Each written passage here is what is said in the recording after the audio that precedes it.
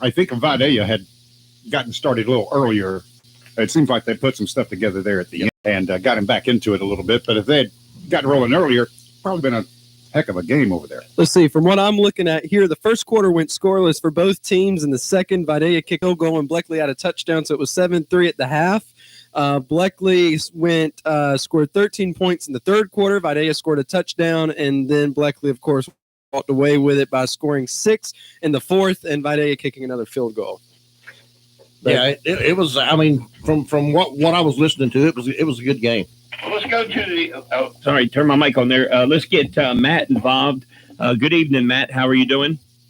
Man, I'm doing great. What a wild night for Georgia high school football across Middle and South Georgia tonight. Of course, I was paying close attention to Region 2AA, where just talked about the Vidalia and Bleckley game. I paid attention to that. That was a seesaw battle.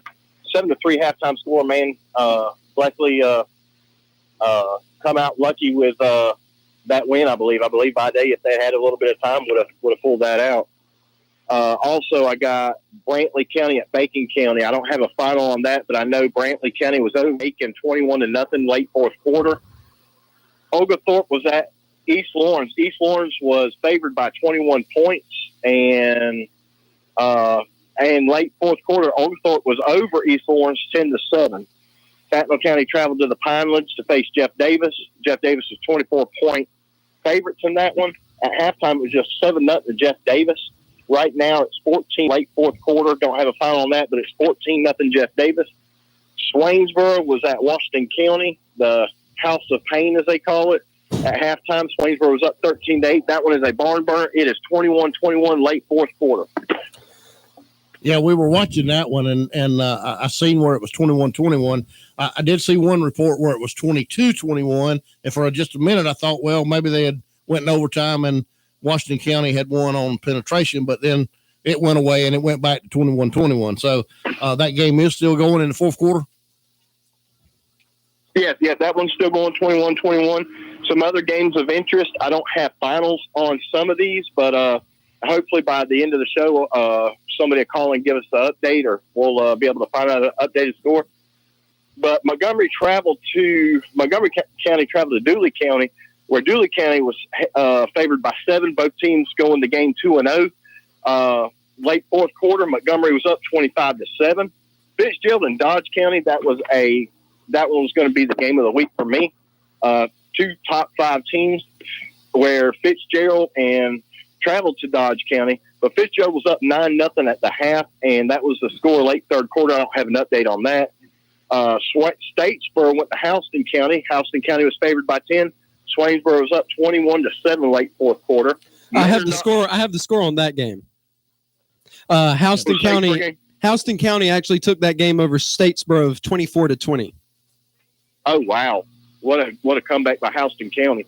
Final out of Metter, I had Metter travel to Savannah to face Savannah Country Day. Both teams 2-0 going into that game. Country Day was 4-point underdogs. Metter wins that one 40-10. Yep. Southeast Bullet traveled to Screven County and beat them 21-7. I don't have a score on Telfair at Hawkinsville yet. Appling County traveled to Tift County. Tift County favored by 2. Appling County up late fourth quarter 17-7. Trutland County went to Portal, where they were favored by 1, and late fourth quarter, don't have a final on that one either. Trutland County, I have the final. Trutland County beat Portal 18-8. Good. And Trinity Christian, the last final I have was Trinity Christian traveled to Claxton. The numbers on that one was just crazy. Yeah, Claxton, they still are. That game 41-point underdogs. It is crazy to be that far under. But Trinity showed that was the correct line on that game, as they won that one 56-0. Yep, wow. That's what I have. And just some quick housekeeping stuff here before we get back to scores. If you've got a score that you'd like to share with us, you can call us live in the studio at 526-6333. We are also live streaming on our YouTube page, and that is Y101 Live Sports Action. And all you have to do is go to YouTube, type it in the search bar, and it'll pull it right up. Okay, back to the scores, guys. Matt, did you mention the Calvary Day score? Did I just not hear it? I have not mentioned Cavalry Day. I haven't been able to check in on their game. I know they traveled to North Cobb. Yes. Where they were favored by 9 over North Cobb, but I don't have a score on that one. The final score is 28-zip Cavalry Day. Well, congratulations to Coach Stroud. He's got another great team this year. Hey, here's one that really caught my attention. John Millage Academy, Savannah Christian traveled to John Millage. And John Millage in the third quarter, 40-0. Wow. That's real surprising. I wasn't expecting that. That is shocking. Now, Trunkland County, getting back to that, that's their first win of the year. That's big for those guys. Yeah, it is, 18-8. and unfortunately, it's against the former Toombs County Bulldog, Jason McKeechin, that used to coach our offensive line a couple years back, took that head coaching job. Mm-hmm. Portal's down. They've been down for a couple of years. They're a small school, don't have a whole lot of talent going through there, and congratulations to Trunkland County on getting their first win of the season against Portal. And I hope Coach McKeechin gets his first win here in the next couple of weeks. He's done really well with that Portal crowd. He's excited about that program, and he's building it pretty much from the scratch up. All right, we're going to continue looking through scores. There are a lot of games are still underway. Not a lot of games has finished just yet. McIntosh County Academy was at home tonight versus Charlton County, and they fell 22-8. Effingham County was at home also, and they beat Lakeside 20-0. The big win for that Effingham County crowd. They've been a little down over the last couple of years, and that gives them something to cheer about. South Effingham's been down a little bit in the last couple of years. Last week they pulled out a win. Two great programs from the past, both been down a little bit lately, so that's good news out of Effingham County. All right. Benedictine, of course, a powerhouse team. They won tonight 48-17 over North Oconee. And like I mentioned earlier, a lot of these games are still underway. There are not a lot of games that are finished just yet. Montgomery County final 32-7. I think we mentioned that earlier. And that's all I have for now. I've got one that really, really shocked me. Northside Warner Robins traveled across the city to play Warner Robins. Warner Robins won that with a final of 49-7. Wow. Yeah. 49-7. Warner Robins over North Warner Robins. Robins are on the upswing. They have been for the last several years. And, out of the schools there, they're about like us. You got 5 high schools right there in the close proximity here in Toombs County, and they had the same thing up there in a much bigger area of the Warner Robins Houston County area. And it seemed like for 4 or 5 years, Houston County back in the Jake Fromm years was rocking and rolling. And of course, that's where Bleckley County head coach he had come from, and now it seems like it's Warner Robins' turn to run the table for a few years over there. Hold on. Matt, did you say you had a final score on the Tattnall County Jeff Davis game? I had it. I did not have a final, but I had Jeff Davis up 14-0 over Tattnall late fourth quarter. There was an update posted at 9:54 where Tattnall scored a touchdown. So the score I have right now is 14-7, Jeff Davis. Now, I think the game probably is over by now. So if there's anybody that went to the Tattnall County Jeff Davis game, please give us a call with that final score. I don't have it updated here on this website, 526-6333. Okay, we're going to take a break here on the Friday Night High School Scoreboard Show, brought to you by Sherry's Barbecue in Vidalia. And we'll be back with more scores right here on Y101.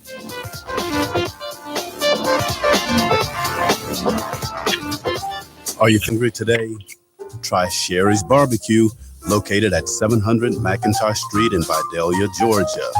With the best in barbecue and a variety of sandwiches available and delicious homemade hamburgers, Sherry's Barbecue is sure to please. So stop in on the corner for lunch or dinner.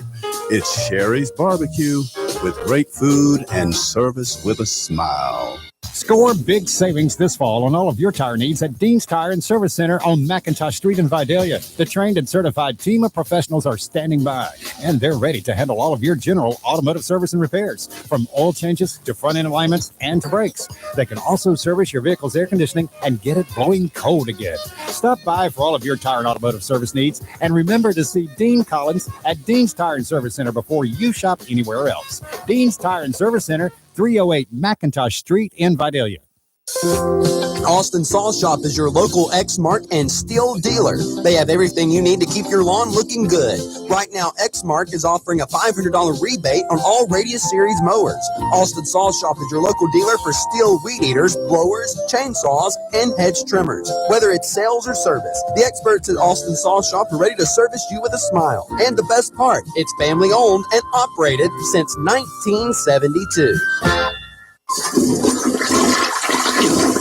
K&K Septic Tank Service, Highway 130 East in Vidalia, will take care of all your septic tank troubles. Ronald Kite is licensed and has over 25 years of professional experience. When the job needs to be right, call the best. That's K&K Septic Tank. Get ready for his numbers, 537-2319 or 293-2319. And again, that's K&K Septic Tank Service in Vidalia.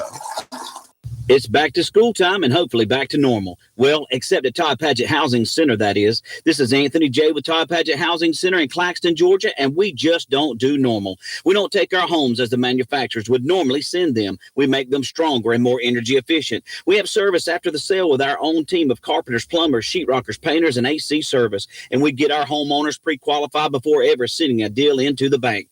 Just not normal in this business. Todd Padgett Housing Center. We put the no in normal. Since 1955, Webster Motor Company has always been dedicated to providing quality transportation, specializing in the cleanest, most dependable, and used vehicles anywhere. Webster Motor Company has a rental fleet of cars, trucks, vans, utility trailers, and moving trucks. Webster Motor Company is a great place for all of your vehicle's maintenance and repair needs. Come visit at 3214 Highway 280 West, Vidalia, Georgia, or call 912-537-7644. Welcome to Webster Motor Company.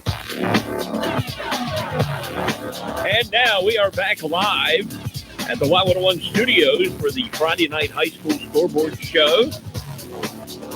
Brought to you by Sherry's Barbecue in Vidalia. Eddie's dancing over there. It's myself, Dave Allen, Bryce Braddy, Scott Crabb, Eddie Toole in the studio, Matt Lynn on the phones with us. Well, y'all are live. I'm half live. So. Yeah, you're half there live. We go. Yeah. So back to the scores, guys. We did get a final. Somebody called in on that Jeff Davis and Tattnall County game. Tattnall falling short 14-7. And Matt, I know you had something you wanted to say something about the Tattnall coach there, old former Toombs County guy. Yeah, head coach for Tattnall County, Ike Farrell. He's a brother of Toombs County. He was assistant coach under Rich